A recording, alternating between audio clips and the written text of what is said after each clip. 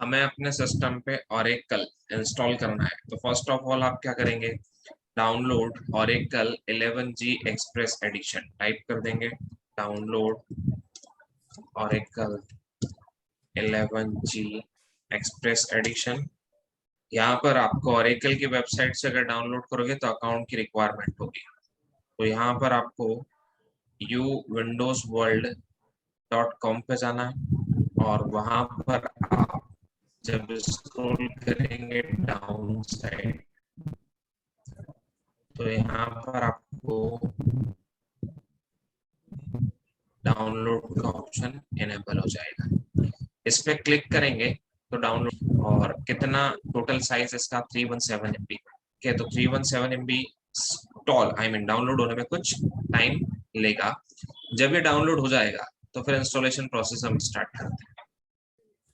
मेरे सिस्टम में Oracle download हो चुका है। आप इसे फोल्डर में जाओ और अभी ये जिप फाइल है, आपको इसे जिप नहीं अनजिप करना है। तो उस पर राइट क्लिक करना और एक्सट्रैक्ट ऑल, किस नाम के फोल्डर में, इसी नाम के फोल्डर में कर देना।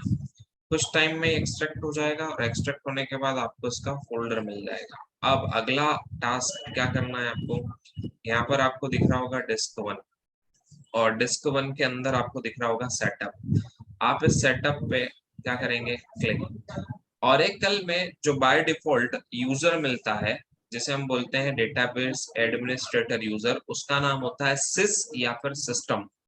जब भी आप ओरेकल इंस्टॉल करोगे तो आपको यहाँ पर सिस और सिस्टम का पासवर्ड सेट करना है। ठीक है, मैंने नेक्स्ट पर क्लिक किया, इंस्टॉलेशन स्टार्ट हो जाएगा। जैसे ही इंस्टॉलेशन स्टार्ट हो जाएगा यहाँ पर इनेबल हो जाएगा कौन सा यूजर, सिस और सिस्टम। ये ओरेकल का कौन सा यूजर कहलाता है, ये ओरेकल का कहलाता है डेटाबेस एडमिनिस्ट्रेटर यूजर।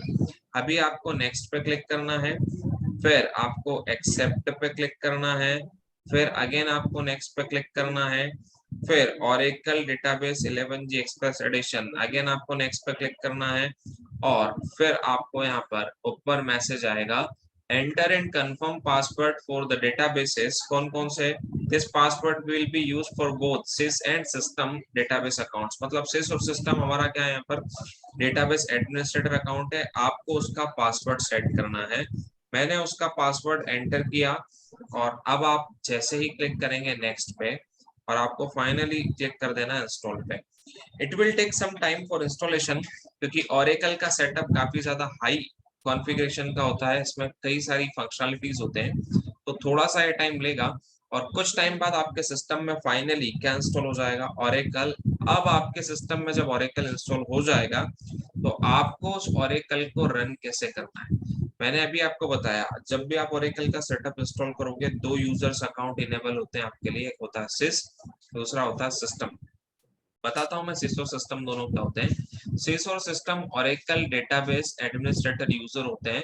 मतलब अब आपको ओरेकल में लॉगिन करना है तो आपको या तो सिस का यूज करना होगा या फिर सिस्टम का यूज करना होगा। आपके पास दो ऑप्शन है, सिस या फिर सिस्टम से। कैसे लॉगिन करोगे, तो जब ये इंस्टॉल होगा तो आपको मिलेगा Oracle SQL plus command line client. इसका मतलब ये है कि आप एसक्यूएल के साथ साथ यहाँ पर प्लस प्लस मतलब n number of extra functionalities use कर सकते हैं। One of the powerful database जो है वो ओरेकल ही होता है। जितने भी डेटाबेसेस हैं उसमें सबसे ज्यादा फंक्शनलिटीज जो प्रोवाइड करने वाला डेटाबेस है वो आपका ओरेकल डेटाबेस ही होता है। ठीक है, अब यहाँ आप देखोगे creating a starting service for Oracle database. Oracle के बैकग्राउंड में एक सर्विस क्रिएट होगी, वो सर्विस स्टार्ट होगी, और फाइनली फिर आपको एक मैसेज आएगा कॉन्फ़िगरिंग योर डेटाबेस का। उसके बाद आपका डेटाबेस जब सक्सेसफुली कॉन्फ़िगर हो जाएगा, then you can able to use your Oracle database. एक चीज का स्पेशली ध्यान रखना है आपको, बीच में सेटअप को कहीं भी इंटरप्ट नहीं करना है, क्योंकि अगर इसकी सर्विस स्टार्ट नहीं हुई, अगर आपने बीच में से इंटरप्ट किया या फिर अनफॉर्चुनेटली आपका सिस्टम किसी भी XYZ रीजन से डाउन हो गया या बंद हो गया, तो फिर ओरेकल का रीइंस्टॉलेशन काफी ज्यादा कॉम्प्लिकेटेड हो जाएगा आपके लिए। लास्ट प्रोसेस में आपको मैसेज आएगा कॉन्फ़िगरिंग डेटाबेस का।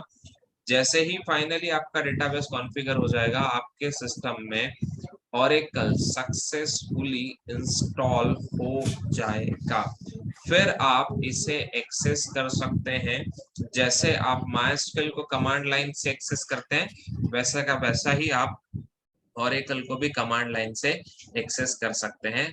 थोड़ा सा एक कमांड का डिफरेंसेस होता है, वहां पर बाय डिफॉल्ट आपको यूजर मिलता है, यहाँ पर आपको यूजर नेम भी एंटर करना होता है, किसके साथ साथ, पासवर्ड के साथ साथ। तो आप यूजर नेम भी एंटर करेंगे, किसके साथ, पासवर्ड के साथ।